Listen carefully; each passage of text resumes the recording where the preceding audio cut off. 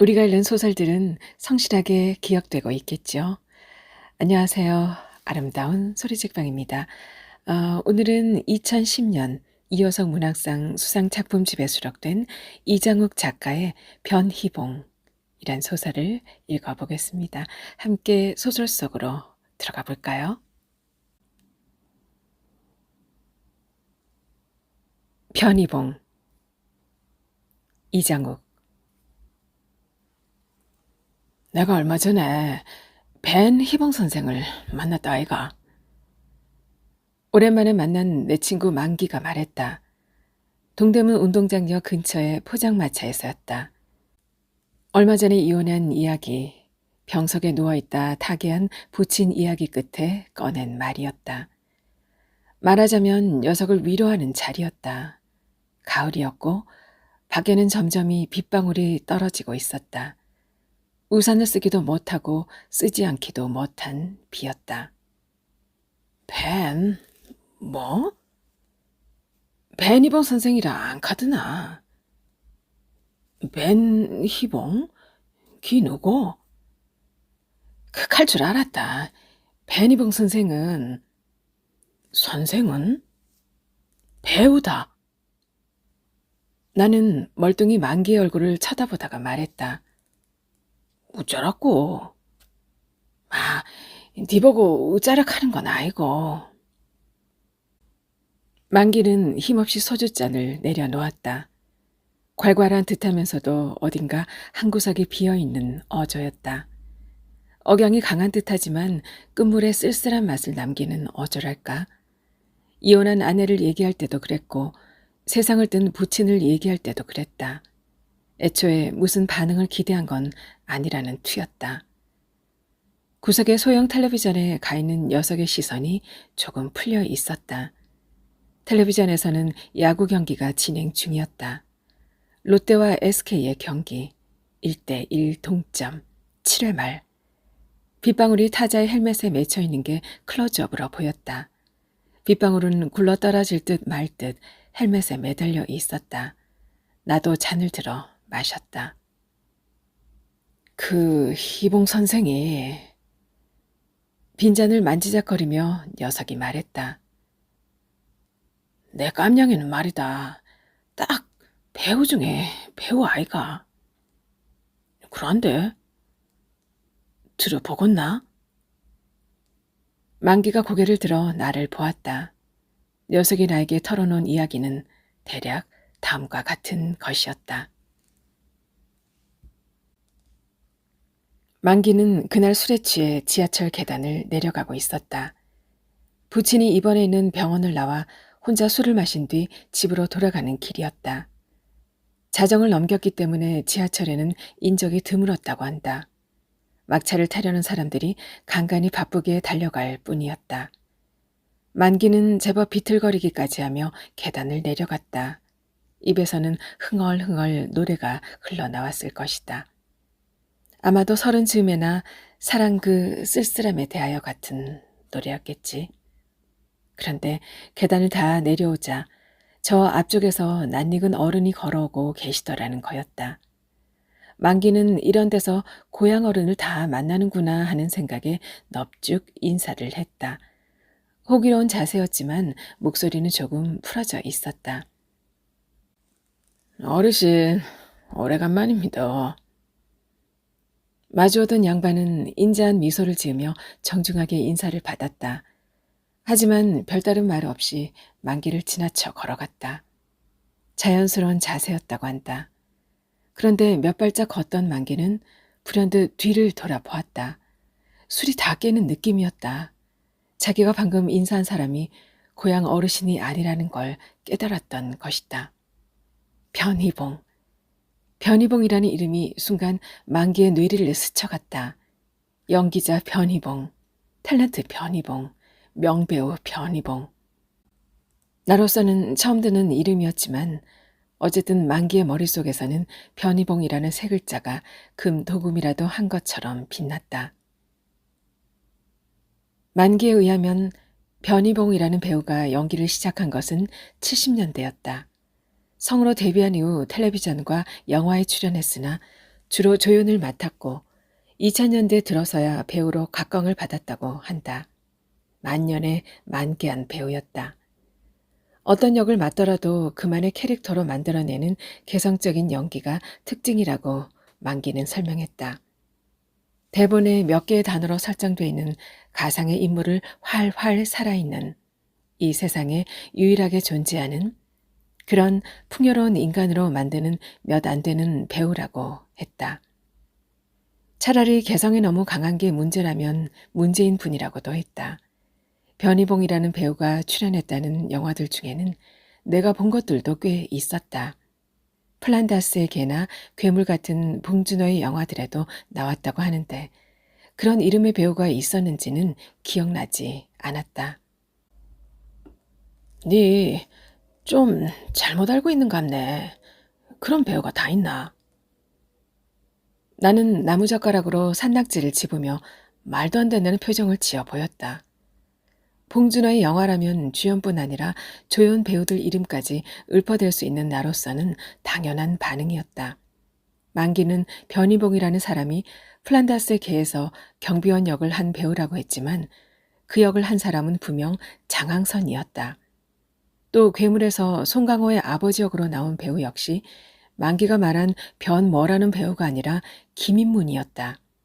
희극과 비극을 절묘하게 뒤섞은 김인문의 연기가 탁월했기 때문에 정확하게 기억하고 있다.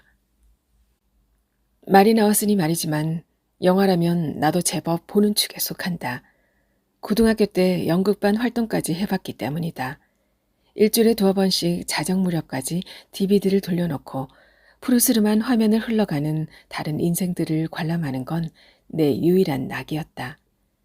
불안관 속의 가짜 인생들은 진짜 인생들보다 더 진짜 같았으니 감동이 있고 눈물이 있고 웃음이 있는 시네마 천국을 뺀다면 나 같은 평범한 회사원의 인생이란 최소한 30% 정도는 빈곤해지지 않겠는가. 하지만 만기는 확신에 찬 내 말을 무시하고 말을 이었다.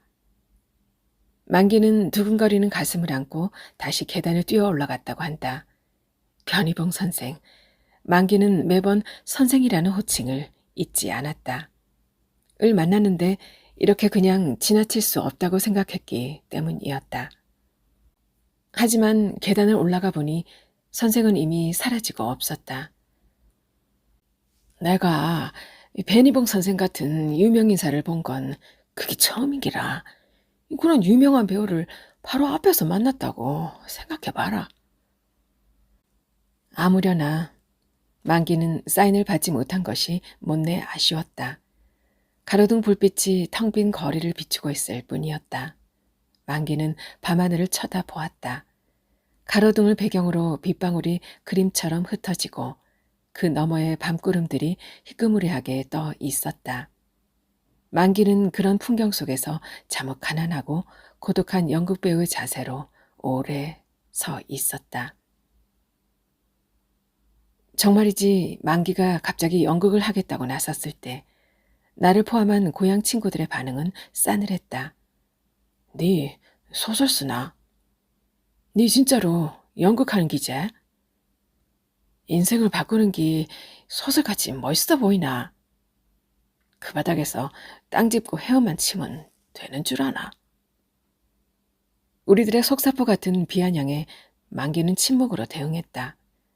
고등학교 시절 연극반에서 회장까지 맡았던 적이 있다지만 만기에게 재능이 없다는 것은 우리 모두가 알고 있는 바였다. 아마 만기 자신도 알고 있었을 것이다. 결국 누군가 핵심을 찔렀다. 니는 사투리도 사투리지만 배우를 하기에는 재능이 안 된다. 재능이. 그러다가 잠옷 훈계조로 이렇게 마무리가 되곤 했다. 너가 아버지 편찮으시제. 일이나 잘해라. 벌써 1년째 병석에 누워있는 만기의 부친을 두고 하는 말이었다. 만기의 부친은 우리 친구들의 초등학교 시절 선생님이기도 했기 때문에 남일 같지 않았다. 뇌에 신경세포 문제가 생겨 움직임이 무뎌지다가 결국 온몸의 신경과 근육들이 굳어가는 병이었다. 병원비를 감당하지 못해 빚까지 지고 있다고 했다. 그때까지 만기는 소규모 건설업체의 말단 관리직으로 일하고 있었다. 하청을 얻어서 주로 다세대 주택과 빌라의 배관 공사를 맡아 하는 회사였다. 집이라 가는 길은 수많은 선과 관들로 얽히고 설켜 안 있나. 번드르르한 벽을 뜯어내고 보면 거기가 진경인 기라. 네 몸도 피부를 뜯어내고 보면 똑같을 기다. 만기는 그렇게 말하다가 입을 다물곤 했다. 아마 혈관이며 신경줄이 정상이 아닌 부친이 생각났기 때문일 것이다. 그런 녀석이 대학로에서 연극을 한 편 관람한 후 갑자기 사표를 제출했다는 것은 농담 아니면 거의 자포자기에 가까웠다. 회사에서 고문관 취급을 받는 데다 막 구조조정이 시작되었다고는 해도 그럴 계제는 아니었다. 게다가 뭔가 놀라운 작품을 보고 충격을 받았다면 모르겠다. 녀석이 본 연극은 우리가 고등학교 시절 공연하던 바로 그 작품, 인형의 집이었다. 어쩐지 우리는 분개했다. 부친은 병석에 누워있고 아내는 떠나고 아내는 떠나고 부친은 병석에 누워있고 인생 자체가 그렇게 찌들 대로 찌든 통속 드라마 같은 주제에 고등학교 때 공연했던 19세기 연극을 보고 배우가 되겠다니 모두들 어이가 없을 수밖에 없었다. 만기가 연극을 하겠다며 대학로에 드나든 지 벌써 반년이 지나고 있었다. 당연하게도 단역으로 2번 출연한 것이 이력의 전부였다. 그것도 대사가 없는 역이었다. 처음 맡은 것은 주인공이 스포트라이트를 받으며 독백을 하는 동안 그의 뒤를 걸어다니는 행인 역이었다. 하지만 스텝이 엉켜서 비틀거리는 바람에 관객들의 시선을 한 몸에 받은 후 다른 배우로 교체되었다. 이후에 만기는 나무가 되기도 하고 스티로폼 벽이 되기도 했다. 대사는 주어지지 않았다. 그래도 만기에게 위안이 되는 역할이 있긴 했다. 막이 바뀌는 동안 캄캄한 무대 뒤에 세트를 설치하는 일이었다. 소품들의 위치를 정확하게 외우고 이동선을 계산해서 움직여야 했다. 바닥에 붙여둔 야광 스티커 몇 개가 푸르스름하게 빛나는 어둠 속에서 만기는 몇 개의 소품을 바꿔 다른 공간을 만들어냈다. 말하자면 아무도 볼 수 없는, 보여서는 안 되는 그런 역할이었다. 만기는 묘하게도 그게 좋았다. 그러고 벤 희봉 선생을 본 다음 날 말이다. 만기가 말을 이었다. 내가 시장통일 안 갔나? 재래시장을 돌아다니는 건 만기의 취미라고 할 만했다. 아내와 이혼한 후에는 어쩐 일인지 재래시장이 산책의 필수 코스가 되었다고 했다. 생선 비린내가 인생의 향기처럼 느껴진다는 말도 덧붙였다. 재래시장 골목이 끝나갈 무렵 만기는 놀라운 장면을 목격했다. 예의 그 변희봉 선생이 좌판을 벌이고 있었던 것이다. 생선 좌판이었다. 고등어, 삼치, 갈치를 포함한 온갖 생선들이 얼음 위에 진열돼 있었다. 싱싱한 물고기들이 선생의 번뜩이는 식칼 아래서 동강나고 도마 위는 내장과 피로 흥건했다. 선생은 도마에 고무호스를 대고 물을 뿌렸다. 순간 만기의 머릿속을 스쳐가는 생각이 있었다. 이게 영화 아니면 드라마 촬영 아이가? 만기는 주위를 둘레둘레 살펴보았다. 하지만 좌판 주위에는 특별하달 게 없었다. 모자를 깊게 눌러쓰고 선글라스를 낀 영화 감독도 없었고 번쩍이는 조명기구를 들이대거나 선생을 향해 마이크를 늘어뜨리는 스태프들도 없었다. 미모의 여배우는커녕 구경꾼조차 없었다. 몇몇 낯익은 할머니들이 벌건 다라이에 나물이며 상추 등 속을 담아놓고 팔고 있을 뿐이었다. 만기는 잠시 생각한 후 중얼거렸다. 그래, 체험 삶의 현장이란 거 그게구먼. 틀림없었다. 카메라는 마치 몰래카메라처럼 거리를 두고 배치돼 있을 것이다. 만기는 잠시 망설이다 허기침을 한 번 한 후 변희봉 선생을 향해 똑바로 걸어갔다. 자연스러운 자세로 보이도록 노력했다. 선생을 보고 놀란 표정을 짓는 건 어색할 것이다. 만기는 선생의 이마에 팬 주름을 경외에 찬 눈으로 바라보면서 자방고등어 한 손과 삼치 한 마리를 청했다. 선생이 특유의 인자한 미소를 지으며 물었다. 삼치는 어떻게 드릴값쇼? 만기는 대답했다. 네, 고의용, 아니 조림용으로 주이소. 선생의 손이 빠르게 움직이기 시작했다. 만기는 놀랐다. 생선을 다듬는 선생의 솜씨가 대단히 능란했기 때문이다. 커다란 나무도마 위에 놓인 삼치는 선생의 칼이 닿자마자 자연스럽게 해체되었다. 머리를 쳐내고 지느러미를 발라내고 배를 가르고 내장을 드러내고 두 동강을 낸 후 고무호스에서 뿜어져 나오는 물로 씻어내기까지 걸린 시간은 겨우 15초 안팎이었다. 만기는 스티로폼 용기에 포장해 놓은 갈치도 샀다. 바지락은 단돈 500원이었기 때문에 4봉이나 샀다. 만기는 생선을 다듬는 변희봉 선생의 손을 바라보며 슬쩍 말을 건넸다. 마이크가 있더라도 잘 들리지 않을 만큼 수줍은 목소리였다. 지가 선장님 팬입니다. 들었는지 못 들었는지 선생은 다듬은 생선을 검은 비닐봉지에 넣으면서 만기를 바라보았다. 웃음이 활짝 깃든 얼굴이었다. 네, 맛있게 잡수십시오. 감사합니다. 만기는 조금 얼굴을 붉힌 채 비닐봉지를 받아들고 돌아섰다. 하지만 이대로 돌아갈 수는 없었다. 더 이상 견딜 수 없다는 듯 만기는 선생을 향해 돌아서며 큰 목소리로 말했다. 거의 외친다고 해도 좋을 정도였다. 지 아버지도 선생님 팬입니다. 만기는 순간 눈에 눈물이 맺혔다고 한다. 하지만 이런 데서 상황이 맞지 않은 장면을 연출할 수는 없었다. 어느 경우든 카메라 앞에서는 자연스러움이 생명이다. 자신도 배우라면 배우가 아닌가. 만기는 어쩐지 어리둥절한 표정을 짓고 있는 선생을 떠나 재빨리 자리를 떴다.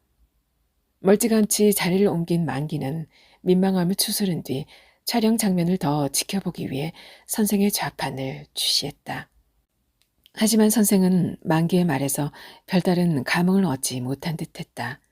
간간히 들르는 손님들에게 웃으며 생선을 팔았을 뿐이었다. 약간의 실망을 느끼긴 했지만 선생의 변신은 역시 놀라웠다. 연기자들은 자기가 맡은 배역에 충실하다더니 이런 프로그램에서도 전문가 못지않은 솜씨를 연마해서 출연하는 것이다. 어쩌면 이것은 체험 삶의 현장이 아니라 연기 변신을 위한 실전 연습인지도 모른다는 생각이 들었다. 영화 배우들은 배역을 위해서라면 몸무게까지 10kg, 20kg를 예사로 줄였다, 늘렸다 한다지 않는가. 운동선수 배역을 위해서 실제 운동선수처럼 연습하는 식으로 말이다. 만기는 선생에 대한 존경의 염이 커지는 것을 느꼈다. 이상한 것은 선생 주위에 선생 말고는 아무도 나타나지 않았다는 점이다. 방송국 스태프들은 물론이고 심지어 매니저조차도 볼 수 없었다. 선생은 저녁 시간이 한참 지나자 좌판에 남은 생선들을 떠리러 해치우더니 바로 판을 정리해서 자리를 떴다. 여전히 주위를 둘레둘레 둘러보면서 만기는 중얼거렸다. 이거 진정한 프로의 자세인기라. 다음 날 만기는 극단 막내와 함께 연극 홍보 포스터를 붙이러 다녔다. 포스터는 잘 붙지 않았다. 전봇대에는 붙임 방지 요철이 설치돼 있었다. 만기는 요철을 매만지면서 막내에게 말했다. 키가 훤칠한 20대 중반의 생김새가 좋은 녀석이었다. 만기와는 종자가 달랐다. 내가 배니봉 선생을 봤다 아이가. 네? 누구요? 벤희봉 선생 말이다. 벤이봉이요? 아니, 벤이봉. 벤소할 때 벤. 막내는 잠깐 생각하는 듯하더니 고개를 끄덕였다. 아, 변이봉이요? 그래, 벤이봉. 지하철 계단을 내려가고 있는데 그분이 나를 스쳐간 기라. 막내는 무심하게 고개를 끄덕였다. 네. 시장통에서는 생선 자판을 버리고 있는 것도 봤다 아이가. 네. 막내는 길을 쓰고 부침방지 요철 위에 포스터를 붙이고 있었다. 그러다가 거의 건성의 목소리로 이렇게 물었다. 그런데 그 사람이 누군데요? 만기는 막내를 물끄러미 바라보았다. 간신히 붙여놓은 포스터가 툭 하고 떨어졌다. 변희봉을 모르는 배우 지망생이라니 이건 서정주라는 이름을 처음 들어본 시인 지망생과 똑같지 않은가? 아니, 김연아가 누군지 모르는 피겨스케이터가 아닌가? 만기는 혀를 찼다고 한다. 하지만 그런 식으로 따지자면 나 역시 윤동주도 박지성도 모르는 셈이었다. 대체 변희봉이 누구란 말인가? 아무려나 밤은 깊고 비는 내렸다. 만기는 텔레비전에 멍한 눈을 두고 있었다. 여전히 동점 상황이었다. 1대1. 경기는 정규 이닝이 끝나고 연장전으로 접어드는 중이었다. 마무리 투수가 약한 롯데로서는 위태로운 경기였다. 나는 중얼거렸다. 지랄 또 지나?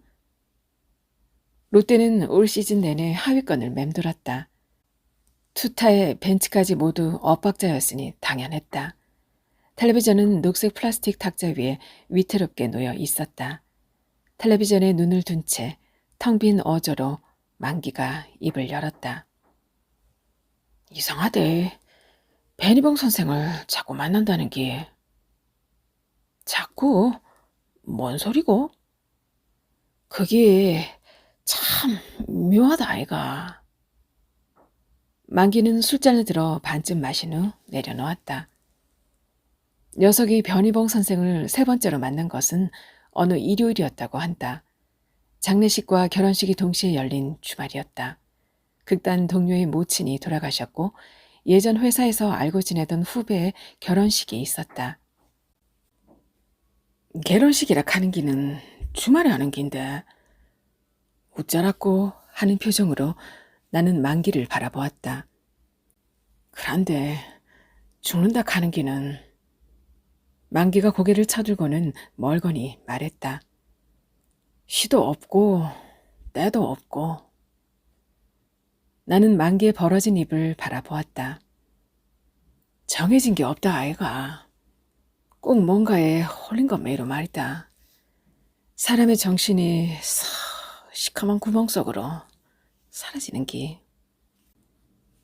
겨우 그런 것을 깨달음이라고 말하고 있으니 만기가 진정한 배우가 되기는 틀렸다. 어쨌든 그날도 만기는 신랑 신부를 진심으로 축하해 주기 위해 식장에 들어섰다고 한다. 그런데 단상에 주례사를 하고 있는 양반의 얼굴이 낯익었다. 주례는 신랑 신부를 향해 인자한 표정을 짓고 있었다. 만기의 얼굴에 환한 미소가 피어올랐다. 바로 변희봉 선생이었기 때문이다. 선생은 사뭇 진지한 목소리와 편안한 표정으로 신랑 신부를 축복하는 중이었다. 인생이란 영화라든가 드라마와는 다른 것입니다. 인생은 발단과 전개와 클라이막스를 거쳐 해피엔딩으로 끝나는 홈드라마가 아닙니다. 수많은 발단과 시시한 절정과 엉뚱한 결말이 무수하게 교차하는 게 인생입니다. 어디서부터 어디까지가 하나의 스토리인지 알 수가 없으며 그렇기 때문에 아름다운 게 또 인생입니다. 그러다가 중간에서 필름이 끊기듯 갑자기 끝나기도 하는 거지요. 부부는 이 인생의 우여곡절을 함께해야 할 일심동체로서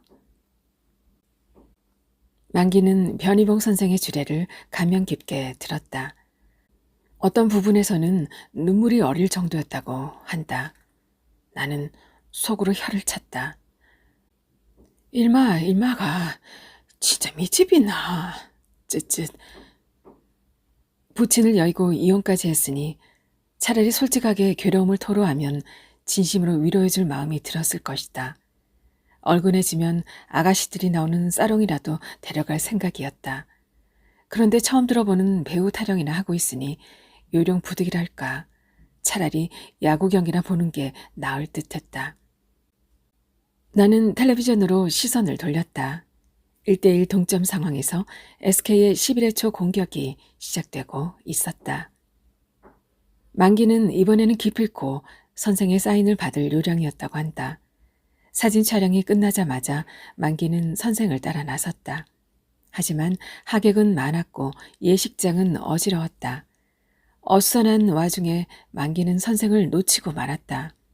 두리번거리던 만기는 다시 식장으로 돌아와서 사회자를 찾았다. 주례를 맡았던 변희봉 선생이 어디로 가신 것인지 묻자 신랑의 친구임에 분명한 사회자가 의아한 표정으로 만기를 쳐다보았다. 주례요? 그분 나가셨는데? 사회자가 흰 장갑을 낀 손을 들어 단상 왼쪽으로 난 문을 가리켰다. 그는 손을 천천히 내리면서 심상한 어조로 덧붙였다. 수고비는 벌써 지불했는데요. 수고비에? 수고비라니 뭔 말입니까? 주례부는 우리가 예식장 측에서 산 거거든요. 사예? 사회자는 귀찮다는 투로 대답했다. 그게 주례 선생이 갑자기 입원을 하시는 바람에 예식장에서 샀어요. 뭔가 잘못 알고 있네. 라고 만기는 한껏 얼굴을 찌푸리면서 항의조로 말했다. 지금 주례 선분이 배니봉 선생 아닙니까? 네? 누구요? 배니봉 선생, 벤소할 때 벤. 벤소할 때 벤? 배니봉? 그게 누굽니까? 사회자는 만기를 바라보며 반문했다. 만기는 얼굴이 붉어지는 것을 느꼈다. 알 수 없는 열기가 만기를 휘어잡았다. 목소리가 높아졌다. 배니봉 선생 같은 대배우가 주례를 서고 수고비를 받아? 지금 그걸 말이라고 합니까?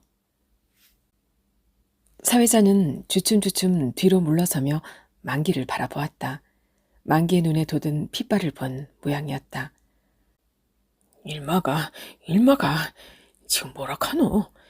베니번 같은 대배우가 쥐레를 서고 수고비를 받다니 말이 되나? 만기는 화가 풀리지 않았다. 황당해하는 사회자의 표정이 만기를 더 자극했다. 일마야, 이 쌍놈의 새끼야. 네가 베니봉 선생을 욕보이나? 응? 사회자의 멱살을 잡으려는 만기를 간신히 떼어놓은 건 옛 직장 동료들이었다. 한때 만기의 상사였던 중년은 불쾌감을 숨기지 않았다. 아니 자네 남 결혼식에 와서 이게 뭐하는 짓인가? 응? 그렇게 안 봤더니 아주 안 되겠구만. 만기는 식장 밖으로 쫓겨나면서도 옛 직장 동료들에게 필사적으로 물었다. 변희봉 선생을 분명히 보지 않았느냐? 주례를 한 그 명배우를 정말 모른단 말이냐? 애절한 목소리였다. 하지만 옛 동료들은 서로의 얼굴을 바라보며 고개를 저었다. 누군가 짜증 섞인 목소리로 만기에게 되물었다. 아니, 그게 대체 누군데 이러는 거야? 하긴 나름대로 영화 애호가라는 나조차도 처음 들어보는 배우를 사람들이 어찌 알겠는가. 동료들과 헤어진 뒤 만기는 답답한 마음에 전처에게 전화를 걸었다고 한다. 네 벤희봉이라고 알지? 응? 변희봉? 그래, 금방 아네.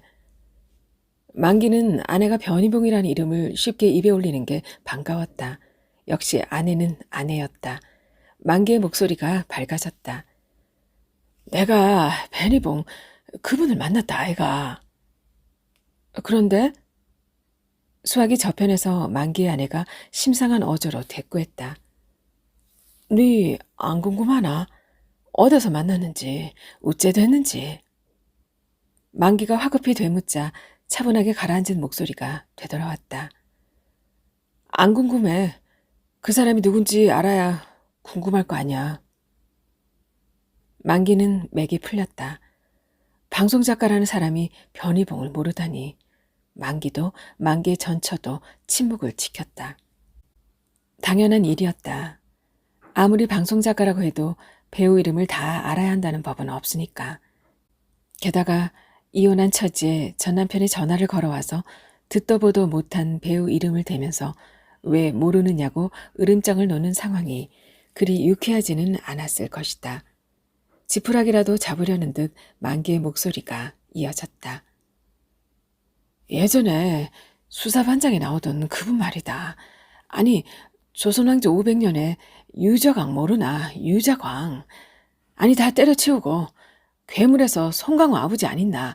송강호 아버지, 응? 만기의 처가 잠시 후에 반문했다. 송강호 아버지? 김인문 씨 말이야? 이번에는 만기의 입이 닫혔다. 만기는 멍한 눈빛으로 포장마차 바깥에 점점이 떨어지는 빗방울을 바라보고 있었다. 나는 잔을 들어 목을 축였다. 만기도 술잔을 들어 마셨다. 텔레비전에서 흥분한 아나운서의 목소리가 새어나왔다. SK가 연장 11회 초에 득점에 성공한 것이다. 그것도 2점씩이나, 말하자면 3대 1이었다. 롯데로서는 패색이 짙은 경기였다. 네 자식들, 그럴 줄 알았다. 내가 알고 있는 바로는 만기에게는 선택의 여지가 없었다. 아내까지 비톡촉이 가고 있었다. 눈이 날리던 어느 날 아침, 만기의 아내는 된장국에 파를 썰어 넣다가 문득 창밖을 바라보며 말했다고 한다.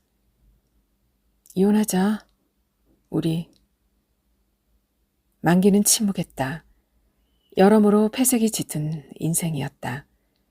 병원비에 사채가 포함된 빚까지 아들에게 떠넘긴 아버지는 정작 딴 세상에 가 있었다. 의사는 컴퓨터 화면에 MRI 사진을 들여다보면서 이렇게 말했다.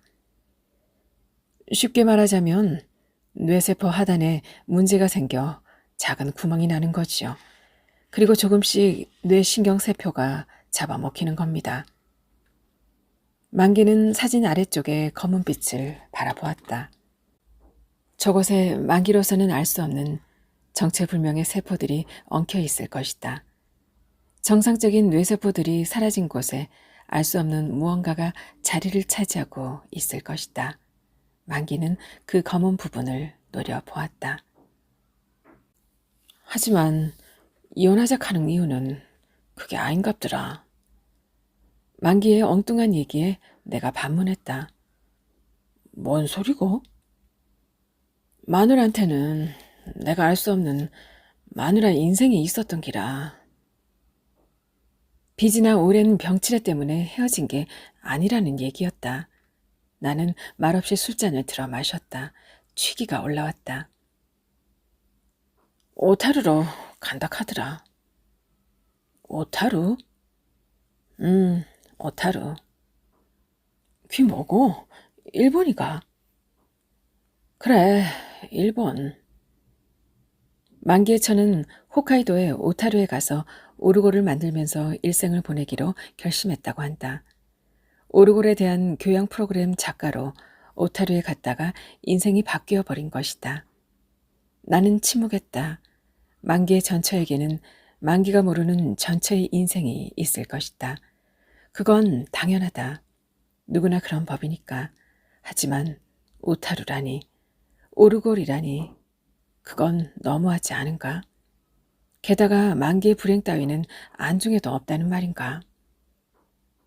말하자면 착한 사람이었던 기라, 그 친구가.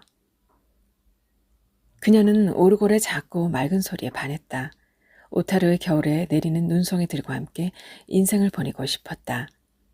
눈을 치운 뒤 앞치마를 두르고 탁자에 앉아 조물조물 오르골을 만드는 것만으로도 삶이 될 수 있는 곳이라고 했다. 앞으로 일하게 될 오타루의 상점까지 알아두었다는 것이다. 만기의 말에 나는 진심으로 화가 나서 쏘아 붙였다. 지랄한다. 미친년이네, 미친년. 확 집어가 불라. 만기가 잔을 내려놓으며 고개를 저었다. 그녀는 자신이 모은 돈 대부분을 만기에게 주고 떠나는 것이며 이혼은 오랜 고민 끝에 내린 결정이라는 것이었다. 만기가 심상한 표정으로 덧붙였다. 그래서 내가 마누라한테 전화로 물어봤다 아이가. 뭐라고 물었는데? 5탈인지 6탈인지 같이 가자고. 맞지? 그게 아니다. 네, 이렇게 물어봤다 아이가. 나는 물끄러미 만기를 바라보았다. 네 진짜 베니봉 선생을 모르나? 만기의 처는 수화기 저편에서 오랜 침묵을 지켰다고 한다. 만기는 변희봉 선생이 은퇴했는지도 모른다는데 생각이 미쳤다. 그러고 보니 최근 얼마 동안은 스크린에서 선생을 본 적이 없는 것 같았다. 텔레비전 드라마를 본 지도 오래됐으니 그러지 말란 법도 없었다. 뭐든 빨리 있는데 일가견이 있는 우리나라 사람들에게 벌써 잊힌 게 아닐까? 이런 명배우를 벌써 있다니 싫다 싫어. 만기는 고개를 흔들었다. 그러고는 백지 같은 신인 배우가 하나 나타나면 벌떼처럼 카메라가 몰려들겠지. 만기는 한숨을 내쉬었다. 만기는 알 수 없는 사명감에 불타올랐다. 선생이 얼마나 위대한 배우인지를 알려야겠다는 생각이 머릿속에 떠오른 것이다. 자신이 연기를 하지 못하게 되더라도 이런 배우의 진면목을 알리는 것은 의미가 있지 않겠나. 우선 인터넷을 뒤져 변희봉 선생의 근황을 알아본 후 앞으로의 활동 계획을 생각하기로 하자. 만기는 주먹을 꼭 쥐었다. 하지만 검색 엔진엔 문제가 있는 게 틀림없었다. 변희봉을 검색하자 변희봉에 대한 검색 결과가 없습니다. 라는 메시지가 화면에 떴다. 만기는 화면을 바라보았다. 혹시 실수로 벤희봉이라고 친 건 아닌가 싶어 다시 변희봉이라는 세 글자를 확인했다. 틀림없었다. 변희봉. 가끔 검색 사이트에 오류가 있을 때도 있지. 만기는 중얼거리며 다른 검색 사이트로 가서 변희봉을 넣어 보았다. 몇 개의 결과 메시지가 떴다. 하지만 그 메시지들은 무슨 물산 과장, 무슨 고등학교 교사 등에 대한 것이었다. 배우 변희봉은 검색되지 않았다. 사진 한 장 뜨지 않았다. 만기는 어리둥절했다. 아, 이거 참. 정말이지 내가 그분 이름을 잘못 알고 있었구만. 만기는 생각했다. 혹시 변희봉이 아니라 최희봉이었나? 만기는 고개를 설레설레 저었다. 말이 안 돼. 박희봉이나 최희봉이나 곽희봉이란 이름은 아무래도 낯설지 않은가? 어떻게 변희봉이란 이름을 잘못 기억할 수가 있다는 말인가? 만기는 잠시 생각하다가 플란다스의 개와 괴물을 검색창에 넣었다. 그리고 배우들의 명단을 확인했다. 뭐라고 적혀 있는지는 뻔한 노릇이었다. 만기는 장항선과 김인문이라는 이름을 골똘히 바라보았다. 밀마야, 너무 실망하지 말 그래. 네 기억력 원래 안 오지나? 응? 잘못 기억한 이름이 대가리 속에서는 그대로 굳어지기도 하는 법이대. 틀림없다. 나는 얼굴이 취해가고 있었다. 만기도 마찬가지였다. 눈이 쓸쓸하게 풀려 있었다. 내가 놀리듯 말했다. 네 우리 초등학교 때 그 안 있나? 앞에서 두 번째 앉았던 이름을 박봉파리로 알고 있다가 망신당한 적도 안 있나? 알고 보니 실제 이름은 박봉칠이었지, 그자? 박봉구가 담임이었을 때이기니 이해가 안 가는 바는 아니다. 박봉칠이가 박봉구의 아들인데 박봉팔이 지그 형일 거라는 썰렁한 농담을 만들어낸 기 바로 만기 네 아이가. 박봉육이 동생이고 박봉삼이 사촌일 끼라고. 응? 나는 만담식으로 횡설수설하며 호기롭게 잔을 내려놓았다.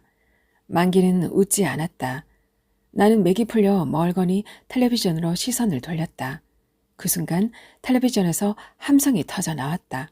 3번 타자가 볼넷을 얻어 진루한 것이다. 파도타기 응원이 펼쳐지기 시작했다. 이대호가 타석에 들어섰고 투수는 김광현이었다. 연장 11회 말 2사 주자 만루 상황. 스코어는 3대1, SK 리드. 롯데로서는 마지막 찬스였다.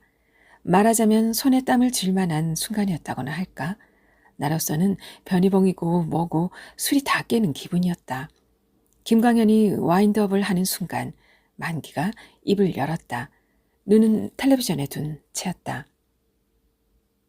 결국 말이다.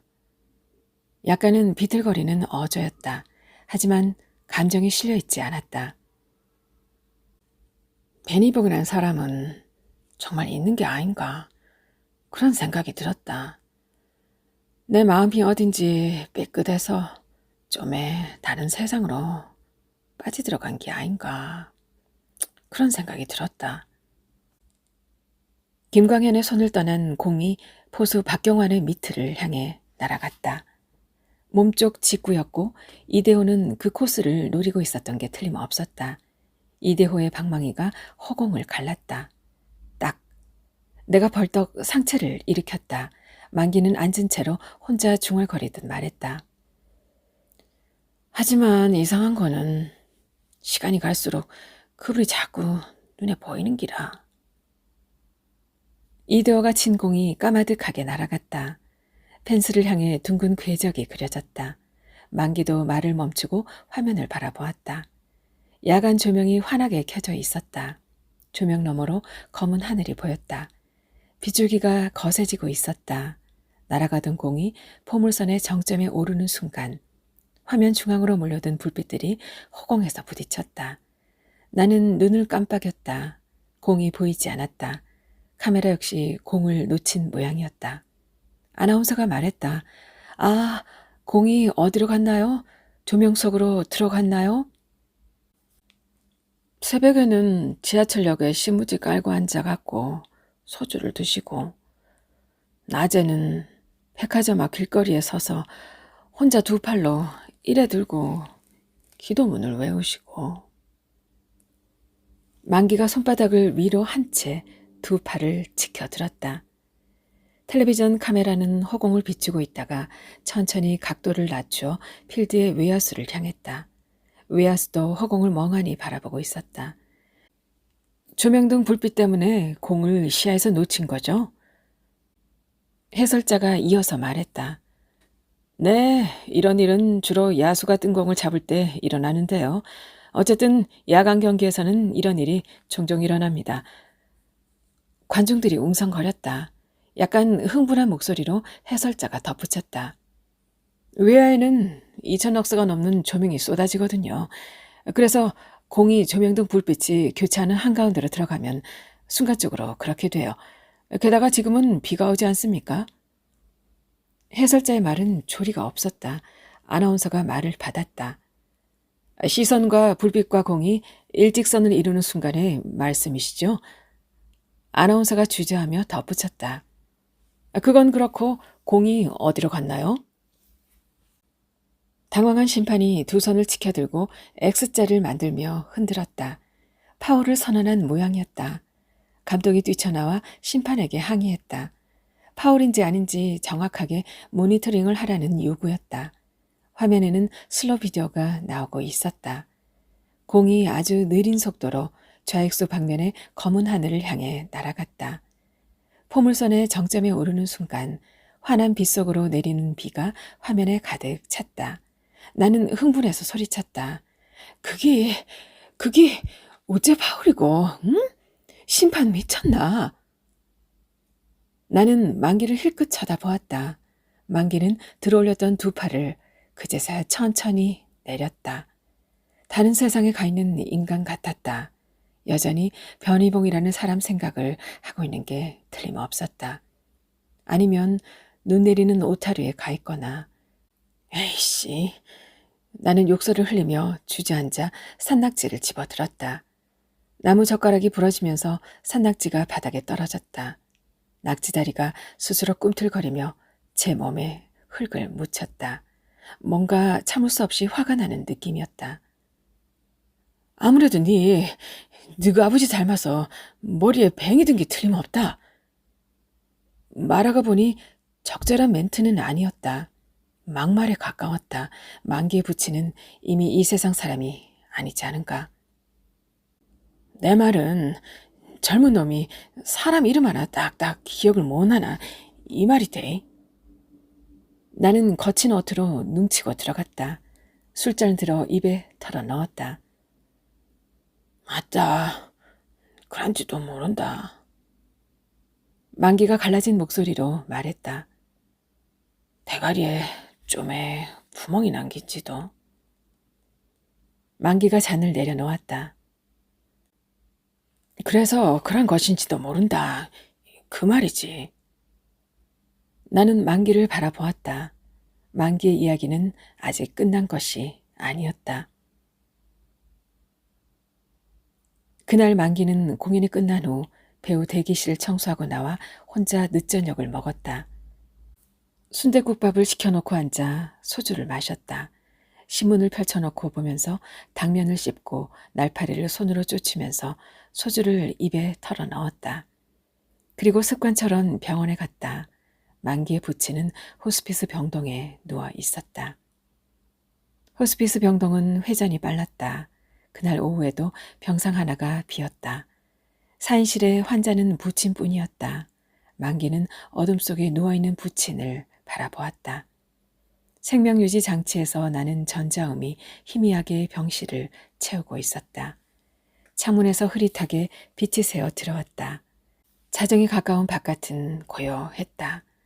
창문가로 다가가자 병원 주차장에 매어있는 개 한 마리가 눈에 띄었다. 개는 고개를 앞발 사이에 처박고 잠들어 있었다. 가로등 불빛이 개의 윤곽을 하얗게 비추고 있었다. 세상에서 가장 이기적인 존재란 아마도 잠든 개가 아닐까.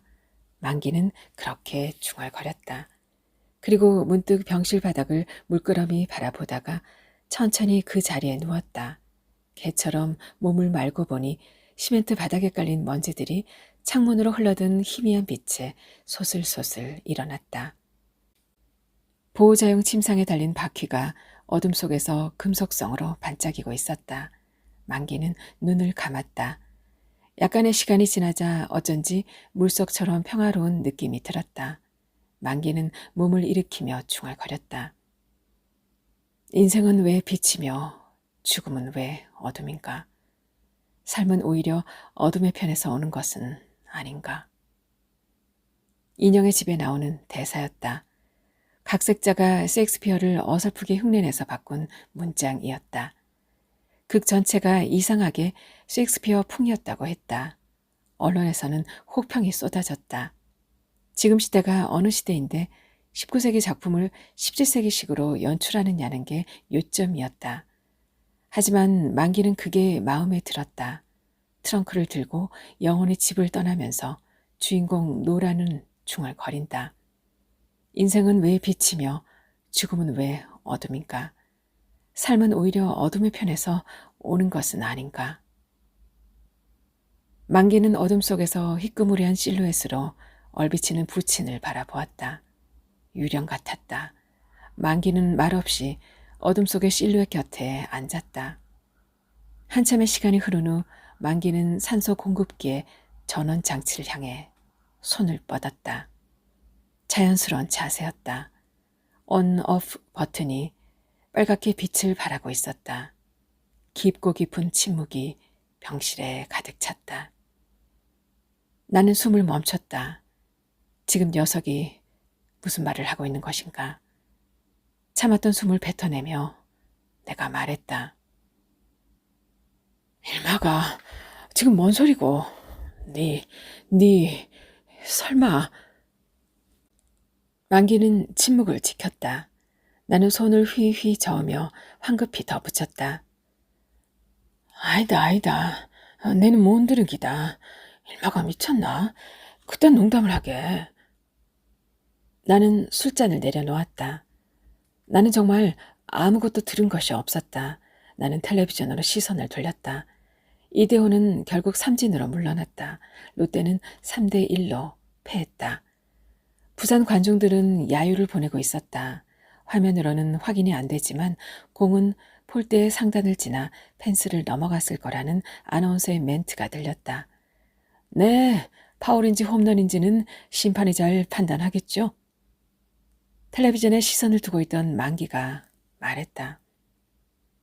그런데 전원을 끌락하는데 말이다.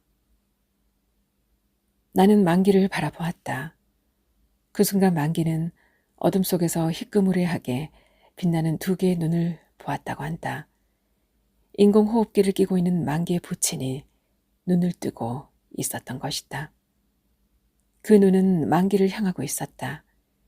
양쪽 눈동자의 위치가 미세하게 어긋나 있었기 때문에 만기를 바라보고 있다고는 할 수 없었다. 하지만 어둠 속에서 희미하게 빛나는 초점이 맞지 않는 그러나 분명히 만기를 향하고 있는 그 두 눈은 순간적으로 만기의 영혼을 관통해 머릿속을 하얗게 비워 놓았다. 부친의 입가에는 평화로워 보이는 미소가 떠올라 있었다. 긴 시간이 흘러갔다. 겨우 1, 2초였을지도 모르지만 만기에게는 그렇게 느껴졌다. 만기는 생명유지 장치에 가 있던 손을 힘없이 떨어뜨렸다. 그와 함께 아버지의 눈이 다시 스르르 감겼다. 입가의 미소도 사라졌다. 만기는 호스피스 병동의 어둠 속에 앉은 채 어깨를 들먹였다. 나는 얼굴을 일그러뜨리고 만기의 얘기를 들었다. 무슨 얘기를 하고 싶은 것인가? 더할 이야기가 남아있다는 말인가?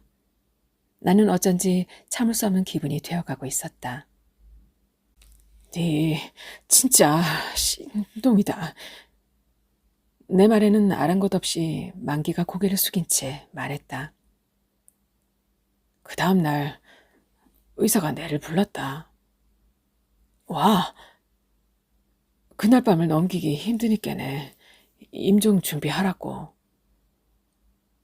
나는 술잔을 비웠다.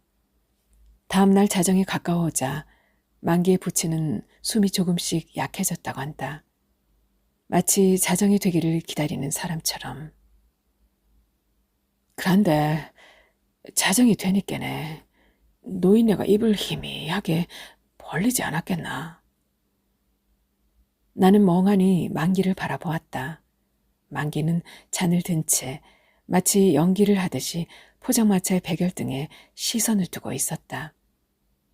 부친의 벌어진 입을 바라보던 만기는 자신도 모르게 인공호흡기에 귀를 갖다 댔다고 한다. 부친의 입이 달싹였다. 놀랍게도 인공호흡기 틈으로 아주 미세한 공기가 새어나왔다. 목구멍 깊은 곳에서 흘러나온 바람이 든 그런 목소리였다. 뭐라 카시드노? 만기는 잔을 비워 들었다. 나도 잔을 들어 비웠다.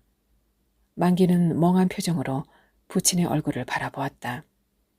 숨은 정지해 있었다. 눈과 입은 닫혀 있었다. 평화로운 표정이었다.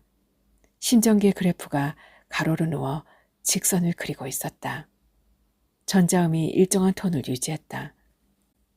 그 순간에도 만기의 귀에는 부친의 입에서 흘러나온 마지막 음절들이 떠돌고 있었다.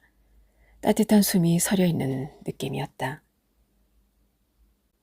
만기야, 네 벤 희봉이라고 아나? 만기는 자기도 모르게 고개를 끄덕였다. 열심히 끄덕였다. 멈추지 않고 끄덕였다. 당직 간호사가 달려와 환자의 상태를 확인하고는 의사를 부르러 뛰어나갔다. 만기는 부친의 고요한 몸 앞에서 그렇게 오래 고개를 끄덕이고 있었다. 주인은 간간히 포장마차의 천장에 고여있던 빗물을 막대기로 밀어냈다. 고인 빗물이 후두둑 보도블럭에 떨어졌다. 우리는 포장마차를 나왔다. 가느다란 빗방울이 눈처럼 흩날리고 있었다. 거리는 정적에 휩싸여 있었다. 그때였다. 동대문 운동장 쪽의 하늘에서 무언가가 우리 쪽으로 날아온 것은. 그것은 야구공이었다. 밤하늘을 날아온 야구공이 탁탁 보도블럭을 때렸다. 우리는 멈추어 섰다. 내가 멍청해진 목소리로 말했다. 이게 웬 공이고? 야구공은 우리 쪽으로 굴러오더니 우리의 발 앞에서 정지했다. 보도블록이 깨져 생긴 작은 진창에 빠진 것이다. 우리는 야밤의 길바닥에 떨어진 야구공을 물끄러미 바라보다가 서로를 마주 보았다. 그리고 당연하다는 듯이 고개를 들어 공이 날아온 방향의 하늘을 바라보았다. 밤하늘에는 아무것도 보이지 않았다. 의류상가 쪽에서 몰려온 불빛들이 동대문 운동장 상공에 어지럽게 뒤엉켜 있을 뿐이었다. 뭐고? 동대문 운동장이 아직 철거가 안 됐나? 내가 멍청하게 중얼거렸다. 동대문 운동장이 있던 자리는 텅 비어 있었다. 거대한 구덩이가 파인 채 공사 중 안내문이 비에 젖고 있을 뿐이었다. 쇼핑몰이 들어선다는 얘기를 들은 적이 있었다. 문득 빗줄기가 굵어졌다. 우리는 점퍼를 머리 위까지 뒤집어 썼다. 내가 외쳤다. 뭐하노? 뛰자! 우리는 동대문 운동장역을 향해 힘껏 달려갔다.